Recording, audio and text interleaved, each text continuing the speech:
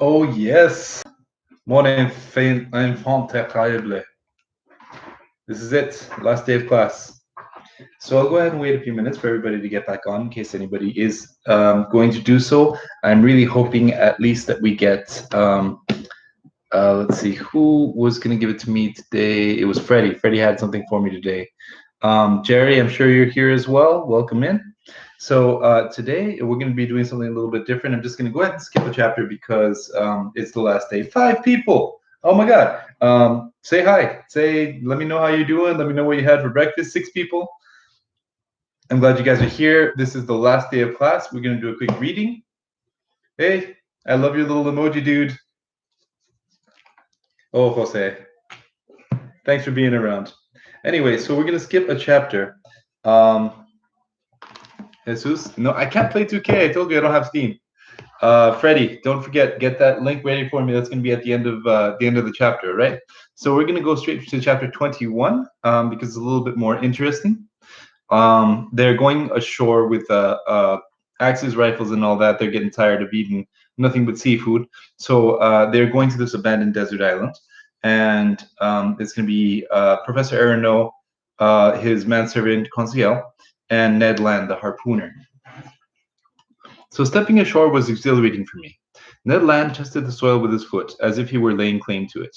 Yet it had been only 2 months since we'd become, as Captain Nemo put it, passengers aboard the Nautilus. In other words, the literal prisoners of the commander. In a few minutes, we were a gunshot away from the coast. The soil was almost completely madreporic, with some dry stream beds, that were sprinkled around with granite rubble, proving that the island was of primeval origin. The whole horizon was hidden behind the curtain of a wonderful forest. Enormous trees, sometimes as much as 200 feet high, were linked to each other by garlands of tropical creepers. The genuine natural hammocks rocking in the mild breeze. There were mimosas, banyan trees, ironwoods, teakwoods, hibiscus, screw pines, and palm trees all mingling in wild profusion. At their foot of the gigantic trunks, orchids, leguminous plants, and ferns grew in the shade of their green canopies. Meanwhile, the Canadian passed over all the fine specimens of Papuan flora, preferring the functional to the decorative. He spotted a coconut palm, beat it, and broke open some of its fruit. Then we drank the milk and ate the meat with pleasure. That was like a protest against our standard fare on the Nautilus. Oh, that's cool. So, like I said, you guys just look up that the review that I'm going to be reading at the end of class. So, coconuts. Excellent, Ned Land said. Exquisite, Conseil replied. And I don't imagine, the Canadian said, that your Nemo would object to us stashing a cargo of coconuts on board. I wouldn't think so, I replied. But he won't want to sample them. Too bad for him, Conseil said. And the better for us, Ned Land shot back. There'll be more left over. A word of caution, Mr. Land, I told the harpooner, who was all set to ravage another coconut palm. Coconuts are admirable things, but before we stuff the skiff with them, would it be sensible for us to find out what else the island offers besides that is useful? Some fresh vegetables would be well received in the Nautilus pantry. Master is right, Conseil replied, and I propose we set aside 3 places in our longboat, one for fruit, one for vegetables, and a third for venison, which I still haven't glimpsed the tiniest specimen. Hang in there, Conseil, the Canadian replied. So let's continue with our excursion, I went on, but let's keep our eyelids peeled.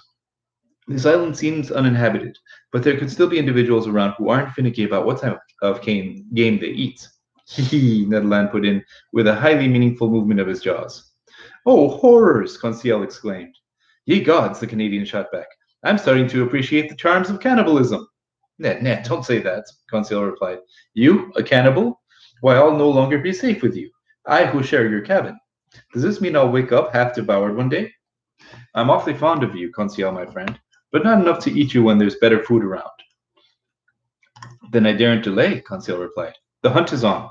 We must absolutely bag some game to pacify this man-eater, or one of these mornings Master won't have enough pieces of his manservant left to serve him.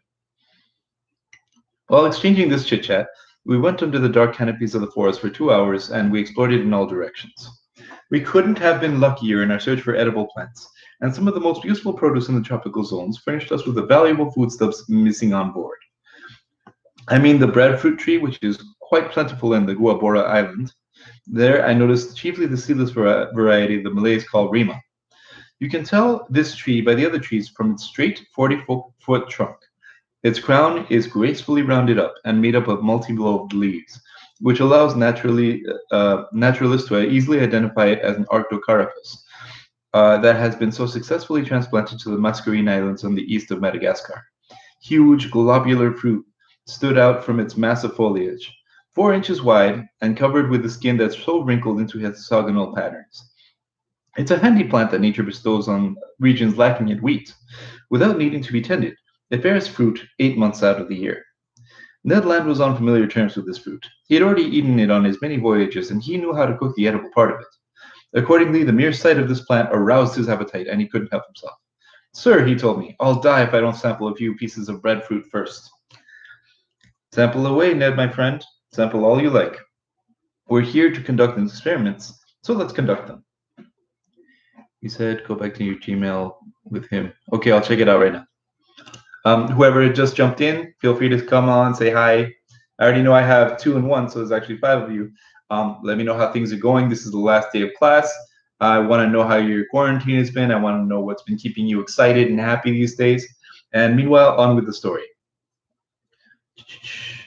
It won't take a minute, the Canadian replied. Using a lens, he lit a fire from a piece of dead wood that was soon crackling merrily. Meanwhile, Conseil and I selected our first breadfruit. Some of them weren't ripe enough, and the heavy skins covered white, slightly fibrous pulps. But a good many were yellow and jelly-like, and just begging to be picked. Jesse James, I'm so glad to see you, man. The fruit didn't have any pits. Conseil brought a dozen of them to Ned Land, who cut them into thick slices and put them over live coals, the whole time repeating, You'll see, sir, how tasty this breadfruit is.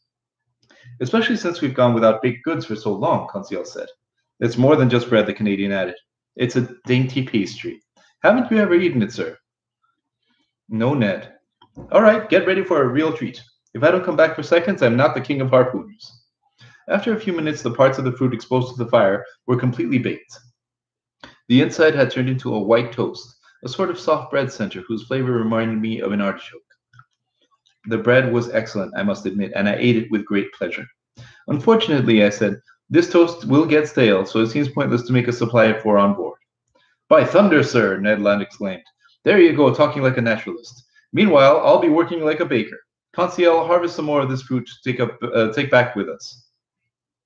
How are you going to fix it? I asked the Canadian. I'll make a fermented batter from its pulp that'll keep indefinitely without spoiling. Excuse me. When I want some, I'll just cook it on the galley on board. It'll have a slightly tart flavor, but you'll find it excellent. So, Mr. Ned, I can see we have all the bread we need. Not quite, Mr. Professor, Canadian replied. We need some fruit to go with it, or at least some vegetables. Then let's start looking for fruits and vegetables. When our breadfruit harvesting was done, we took to the trail for this dryland dinner. We didn't search in vain, and around noontime, we had an ample supply of bananas. The delicious produce from the torrid region ripens all year round, and the Malays, who give the bananas the name pisang, eat them without bothering to cook them. I imagine most people do. Remember, this was a long time ago. Along with these bananas, we collected some enormous jackfruit with very tangy flavor, some tasty mangoes, some pineapples of unbelievable size. All this foraging took up a good deal of our time, which even so, we had no reason to regret. Conseil kept an eye on Ned. The harpooner walked in the lead. During his stroll through the forest, he picked some excellent fruit which was within a sure touch, and soon he rounded out his provisions. So, Conseil asked, you have everything you need, Ned, my friend? The Canadian put in. What, you're still not happy? All this vegetation doesn't make a meal, Ned replied. Just side dishes, dessert. But where's the soup course? Where's the roast? Right, I said. Ned promised us cutlets, which strike me as pretty doubtful. Sir, the Canadian replied, our hunting not only isn't over, it hasn't even started. Patience, we're bound to end up running into some creature with either feathers or fur. If not here, then somewhere else. If not today, then tomorrow, because we mustn't wander too far off. So I propose we return to the skiff. What, already? Ned claimed. We ought to get back before nightfall, I said. But what hour is it? At least 2 o'clock, Conseil replied. How time flies on solid ground, exclaimed Ned Land with a sigh of regret. Off we go, Conseil said. We went back through the forest and finished our harvest by making a clean sweep of some palm cabbages that had to be picked from the crown of their trees, some small beans that I recognize as the kind Malay call abrau, and some high-quality yams. We were overloaded when we arrived at the skiff. However, Ned Land still found these provisions inadequate. But Lady Luck smiled on him. Just as we were boarding, he spotted several trees 25 to 30 feet high, belonging to the palm species. As valuable as these Arctocarpus, these trees were justly ranked with the most useful produce in Malaysia. These were sago palms, vegetation that grows without being tended. Like mulberry trees, they produce through shoots and seeds. Ned Land knew how to handle these trees. Taking his axe and wielding it with great energy, he soon felled 2 or 3 sago palms, whose maturity was revealed by the white powder sprinkled about their palm fronds. I watched him more as a naturalist than a man in hunger. He started by peeling each trunk of an inch thick strip of bark, then covered a network of long, hopelessly tangled fibers where we puttied some sort of gummy flour. This flour was starch-like sago, a food item that's chief feature is of the meals eaten by the people of Melanesia. For the time being, Ned Land was content to chop this trunk into pieces as if he was making firewood. He would later extract the flour, sift it through cloth, and separate it from its fibrous ligaments. Let it dry out in the sun. Leave it to harden inside the molds. Loaded down with all our treasure, we finally left the beach at 5 o'clock in the afternoon. Half an hour later, we pulled alongside the Nautilus. Nautilus, of course, being the ship, the submarine that they're in. Nobody appeared on our arrival. That enormous sheet iron cylinder seemed deserted. Once our provisions were loaded on board, I went below to my stateroom. There I found supper ready. I ate it and fell asleep. The next day, January 6th, nothing new on board. Not a single sound inside, not a single sign of life. The skiff was still alongside the same place that we'd left it. We decided it must be a sign to go back to Gureboa Island. Ned Land hoped that he would have better luck in his hunting than the day before, and he wanted to visit a different part of the forest. By sunrise, we were off. Carried along by inbound current, the longboat reached the island in seconds. We got out, thinking it would be better to follow the Canadian's nose. We let Ned take the lead, and his long legs threatened to leave us in the rear. Ned Land went to the westward up the coast, forded up a few stream beds, and then reached the open plains bordered by wonderful forests. A few kingfishers lurked around inside the watercourses, but they didn't let us get any nearer. Their cautious behavior told us that these winged creatures here knew where they stood on bipeds of our species. I concluded that if this island wasn't actually inhabited, human beings had at least paid it frequent visits. After crossing with fairly lush prairie, we arrived at the outskirts of a small wood, livened by the singing and soaring of a large number of birds. Just birds and nothing else, Conseil said. But you can eat some of them, the harpooner replied. Wrong, Ned, my friend, Conseil countered, because all I see are ordinary parrots. Conseil, my friend, Ned replied with complete seriousness. Parrots are like pheasant to folks who have nothing else on their plates. And I might add, when these birds are properly cooked, they're at least worth a stab of the fork. Under the dense foliage in the wood, in fact, there was a host of parrots that fluttered from branch to branch, needing only a decent upbringing to break into human speech. For the moment, they were cackling in chorus with parakeets of every color, with solemn cockatoos that seemed to be pondering some philosophical problems, while bright red lories flew past like pieces of bunting borne into the breeze. In the midst of the great-billed parrots, raucously took on wing.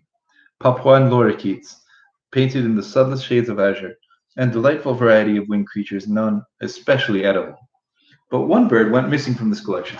A bird that's characteristic of these shores but never goes past the boundaries of the Aru or the Papuan Islands.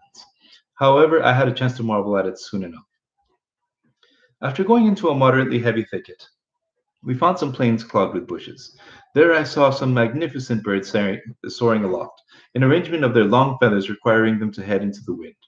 Their undulating flight, graceful curves, and the glistening caught my delighted eye. I had no trouble identifying them. Birds of paradise. The partridge family? Ned Land asked. I doubt it, Mr. Ned Land. Nevertheless, I'm counting on your hunting skills to catch me one of these delightful representatives of tropical nature. Malays, who do a booming business with these birds with the Chinese, have various methods of catching them, none of which we could emulate. Sometimes they set snares on top of tall trees, where the birds of paradise like to perch. At other times, they capture it with a sticky glue that paralyzes its movements. They even go so far as to poison the strings where these fowl tend to drink. But in our case, all we could do was fire at them on the wing, which left us little chance of nabbing one. And in truth, we used up a good part of our ammunition in vain. Near 11 o'clock in the morning, we made it to the foothills of the mountains forming the center of the island. We still hadn't bagged a thing. Our hunger spurred us on. The hunters had counted on consuming the proceeds of their hunting, and they'd miscalculated. Luckily, and much to our surprise, Conseil pulled off a right and left shot that guaranteed us lunch. He brought down a white pigeon and a ringdove, which were deftly plucked, hung on a spit, and roasting over a blazing fire of dead wood. While these interesting creatures were cooking, Ned fixed some bread for the artocaps. Then we devoured the pigeon and the ringdove down to the bones and found them superb. These birds like to gorge themselves on nutmeg, which flavors their meat and makes it delicious eating. They taste like chicken stuffed with truffles, Conseil said. All right, Ned, I asked the Canadian. What's next on the program? Game with four paws, Professor Aronow. All these pigeons are just appetizers, snacks. I won't be happy until I've bagged a creature with cutlets. Nor I, Ned, till I've caught a bird of paradise. Then let's keep hunting, Conseil replied. But while heading back towards the sea, we've arrived at the foothill of these mountains. I think we'll do better if we return to the forest regions. This was good advice, and we took it. After walking for about an hour, we reached a whole forest of sago palms. A few harmless snakes fled underfoot. The birds of paradise flew off as soon as we got near, and I was in real despair of catching one when Conseil, who was walking in the lead, suddenly stooped and gave a triumphant shout and came back to me, carrying a magnificent bird of paradise. Oh, bravo, Conseil! Master is too kind, Conseil replied. Not at all, my boy. That was a brilliant feat, catching one of these live birds with your bare hand. If Master will examine it closely, he'll see that I deserve no great praise. But why, Conseil? Because the bird is drunk as a lord. Drunk? Yes, Master, drunk from the nutmegs it was devouring under the nutmeg tree where I caught it. See, Ned, my friend? See the monstrous results of intemperance? Damnation, the Canadian shot back. Considering the amount of gin I've had in these past 2 months, you've got nothing to complain about. Meanwhile, I examined the unusual bird. Conseil wasn't mistaken. Tipsy from that potent juice, our bird of paradise had been reduced to helplessness. It couldn't fly, it could barely walk. But this didn't worry me. I just let it sleep off the nutmeg. By the way, don't actually try to eat nutmeg by itself. It does apparently get you kind of drunk high, but it is really hard on the body, and from what I'm told, makes you extremely sick the next day. You have your disclaimer. The bird belonged to the finest species of the 8 credited to Papua and the neighboring islands. It was a great emerald, one of the scarcest birds of paradise. It measured a foot long. Its head was comparatively small, and its eyes, placed near the opening of the beak, were also small. But it offered a wonderful medley of colors. Yellow beak, brown feet with claws, hazel wings and purple tips, light yellow head on the scruff of its neck, emerald throat, belly and breast of chestnut to brown. Made of horn covered in brown wings, 2 long strands rose over its tail, which lengthened by the light, the slender feathers of wonderful fineness. And these topped off the costume of this marvelous bird that the islanders have poetically called the sunbird. I dearly wanted to take this magnificent bird of paradise back to Paris and donate it to the nature gardens, which doesn't have a single live specimen. I guess they must be scarce, right? The Canadian asked, with the tone of a hunter who's inclined to give the game a pretty low rating. Very scarce, my gallant comrade, and above all, very hard to capture alive. And even when they're dead, there's still a major market for these birds. So the natives have figured out how to make imitations. Like people make imitations of pearls or diamonds. What, Conseil? Conseil exclaimed. Excuse me, they can make counterfeit birds of paradise? That's right, Conseil. Does Master know how the islanders go about it? He does. During the easterly monsoon season, birds of paradise lose their magnificent feathers around their tails and what naturalists call below the feather wings. These feathers are gathered up by fowl foragers and skillfully fitted onto some poor, previously mutilated parakeet. Then they paint over the joins, varnish the bird, ship the fruits of their unique labors off to museums and collectors in Europe. Good enough, Ned Land put in. If it isn't the right bird, it's the right feathers. So long as the merchandise isn't meant to be eaten, I don't see any problem. But if my desires were fulfilled in catching this bird of paradise, the want of our Canadian hunter were still unsatisfied. Luckily, around 2 o'clock, Ned Land brought down a magnificent wild pig of the type that natives call bari autang. The animal came in the nick of time for us to bag some real quadruped meat, and it was warmly welcomed. Ned Land proved himself quite gloriously with his gunshot. Hit by an electric bullet, the pig dropped dead on the spot. The Canadian thoroughly skinned and cleaned it. After removing half a dozen cutlets from the inside to provide the grilled meat for our evening meal. Then the hunt was on again, and would be marked by further exploits of Ned and Conseil. In essence, by beating the bushes, these two friends flushed a herd of kangaroos that fled bounding away on their elastic paws. But these animals didn't flee so quickly that our electrical bullets could not stop them in their tracks. "Oh, Professor," shouted Ned Land, whose hunting fever had gone to his brain. "What marvelous game, especially in stew! What supplies for the Nautilus? 2, 3, 5 down. Just think how we'll eat on this meat ourselves, while those numbskulls on board won't get a shred." In his uncontrollable glee, I think the Canadian might have slaughtered the whole horde if he hadn't been so busy talking. But he was content with a dozen of these interesting marsupials, which make up the order of aplacent mammals, as Conseil had just told us. They were smallish animals, a species of wallaby whose members usually dwell in the hollows of trees and are tremendously fast. They're thought to be of middling size. At least they furnish a meat that's highly prized. We were quite pleased with the rest of our hunting. Ned gleefully proposed that we return the next day to this magic island, whose edible quadrupeds he planned to eradicate. But he hadn't reckoned on developments yet to come. By 6 o'clock in the evening, we were back on the beach. The skiff was aground in its usual place. Looking like a long reef, the Nautilus emerged above the waves 2 miles ashore. Without further ado, Ned Land got down to the major business of dinner. He came wonderfully to terms with its entire cooking. Grilling over the coals, those cutlets of bari utang were soon giving off a succulent aroma that perfumed the air. And here I am, following in the Canadian's footsteps. Look at me, gushing over freshly grilled pork. Please pardon me as I've already pardoned Mr. Land, on the same grounds. In short, dinner was excellent. 2 ringdoves rounded out the extraordinary menu. Toasted sago, bread from the octoparis, mangoes, a half a dozen pineapples, and fermented liquor from certain coconuts that all heightened our glee. I suspected that my 2 fine companions weren't quite as clear-headed as one might wish. "What if we don't go back to the Nautilus tonight?" Conseil said. "What if we never go back?" said Ned Land. Just then a stone whizzed past us, landed on our feet, and cut short the harpooner's proposition. All right, so that's it. The last day of class, obviously not the end of the book. If you are interested in completing it, it is available at Project Gutenberg. In the meantime, let's go ahead and get to that proposition. So let me just go check my email real quick.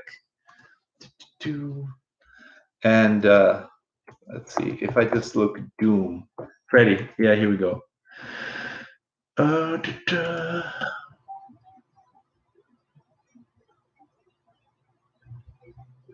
Are you sure?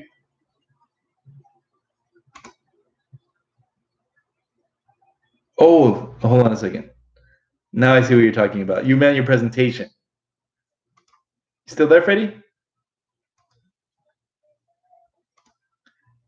All right, let me get over there. So this is a special request from Alfredo Figueroa to go ahead and read his Doom Eternal review that he snuck into his work earlier this semester. Hold on, that's not good enough. If we're gonna do this, we gotta make it special. Let's see. Let's give it the Irish accent. Doom Eternal is, to my mind, a visceral masterpiece. Sure, it doesn't have the freedom of modern sandbox games, but it's fast, fun, and full of first-person frolics.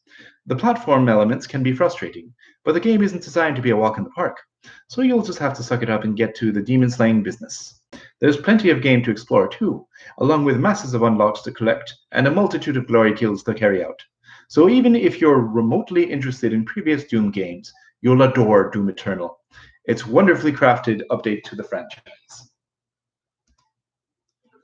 And that's it. We're done. Thank you guys. I hope you have a great summer. If you ever have any questions, any comments, anything, email me. Keep in mind, even if you just need like a reference for an internship or anything like that, you guys have my email. I'm always happy to be a reference for you. Anything else, just email me with any questions you might have. We are done with this class. We're done for the day. The grades are going to be in by tomorrow. Thank you guys for being patient with me. Thank you guys for sticking around. And I hope you guys have a great summer, and I'll see you next year.